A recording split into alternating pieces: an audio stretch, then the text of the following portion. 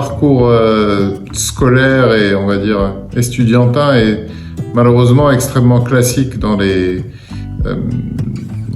l'Afrique postcoloniale. J'ai été au lycée français à Rabat, j'ai étudié dans plusieurs écoles françaises, dont Sciences Po Paris, dont HEC où j'ai fait un MBA, mais également l'école de guerre économique. Et donc ça n'a malheureusement rien d'inédit ou d'innovant.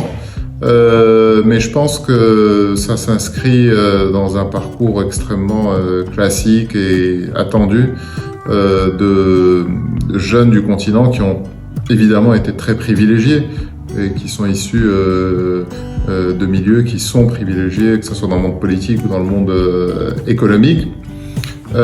Et pour moi, l'école ou les études supérieures, c'est plus du tout une fin en soi. Le plus important, c'est ce qu'on en fait. Je suis encore d'une génération du mode d'emploi, où on nous livrait des objets technologiques pour lesquels il fallait lire le mode d'emploi avant de pouvoir l'utiliser.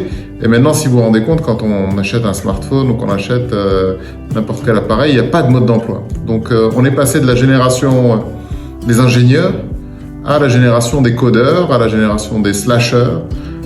Et c'est là le plus grand défi, parce que apprendre par cœur, être à l'école, faire de l'apprentissage, ne servira pas à grand-chose face à la quatrième révolution industrielle.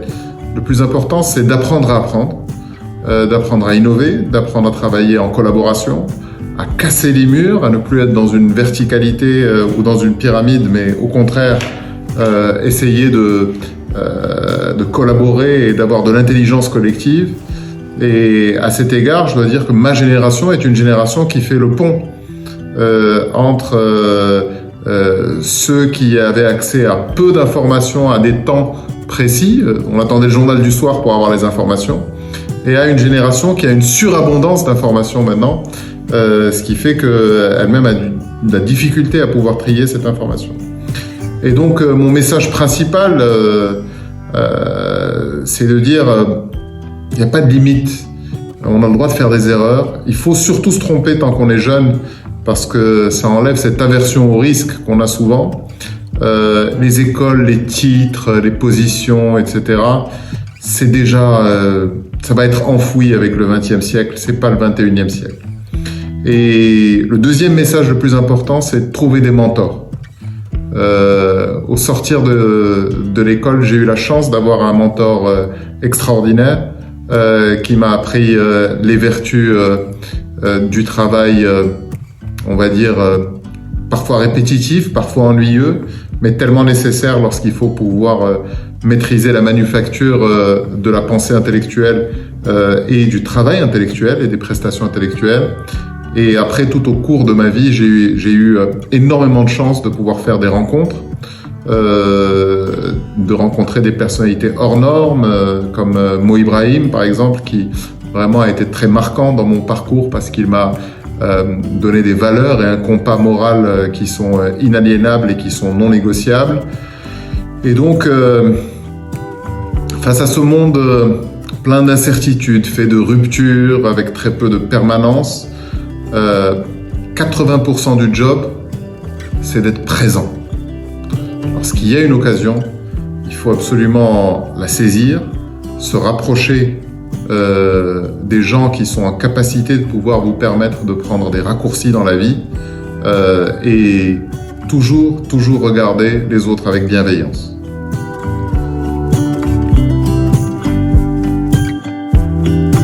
Au niveau de mon parcours professionnel, j'ai démarré dans l'intelligence économique quand c'était pas un métier encore très connu en Afrique, donc j'ai dû inventer en quelque sorte mon propre métier, mais là aussi j'ai eu la chance de pouvoir construire une entreprise avec des talents en grande majorité africains qui nous ont permis de construire cette doctrine d'intelligence économique à l'africaine. Cette entreprise, j'ai eu l'immense plaisir et privilège d'avoir des clients qui nous ont fait confiance et de pouvoir la construire pendant plusieurs années.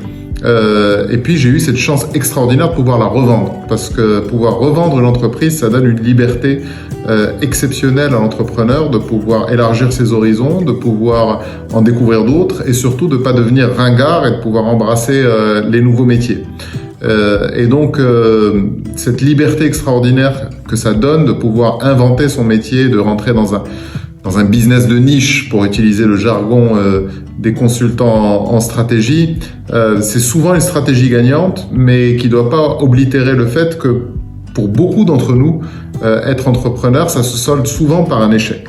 Mais il ne faut pas avoir peur de cet échec. C'est au contraire quelque chose qu'il faut chérir, parce que ça permet, lors des entreprises qui arrivent ensuite, que ce soit comme salarié ou comme entrepreneur, de pouvoir avoir, disons, un radar vis-à-vis des erreurs qu'il ne faut pas commettre.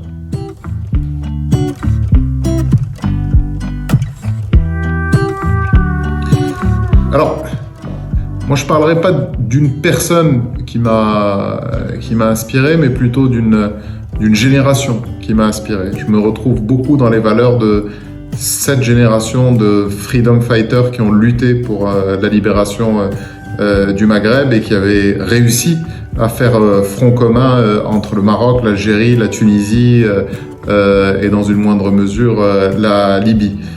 Mais je pense que leur génération, nous avons une dette à leur endroit, à un moment où le Maghreb est plus désuni que jamais. Et donc, j'ai une pensée souvent émue pour cette espèce de grain de folie qui a fait qu'ils ont réussi à tous s'unir pour faire front commun pour que l'Afrique du Nord soit indépendante.